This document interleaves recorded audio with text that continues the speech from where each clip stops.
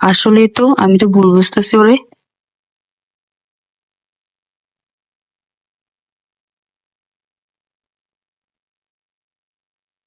ইস, ভুল তো আমারই ছিল। আমি ওর সাথে বেশি করে ফেলেছি। কি করার। আসলে আপু আমার ভুল হয়ে গেছে, আমি বুঝতে পারিনি। আসলে আপু তখন আমার মাথাটা এত গরম ছিল, আমি কিছু বুঝতেই পারিনি। আরে আপু কি করতেছেন? ভুল তো মানুষ বলতেই হয়। আপনি তখন তাড়াতাড়ি করে রেখে চলে আসছেন, তার জন্য আমি দিতে আসছিলাম ফোনটা আপনাকে, কিন্তু আপনি তো আমাকেই ভুল বুঝছিলেন। আপু, আপনাকে দেখে আসলে আমি অনেক কিছু শিখতে পারলাম, যেটা আরো আগে শেখা উচিত ছিল আমার। আপু আমার ভুল হয়ে গেছে, আপনি আমাকে মাফ করে দেন।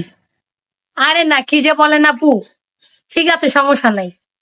এই নেন, এটা আপনার রিক্সা ভাড়া, আর এটা আপনার অসুস্থ মায়ের জন্য কিছু কিনে নিয়ে যাবেন। ধন্যবাদ আপু, খুশি হলাম।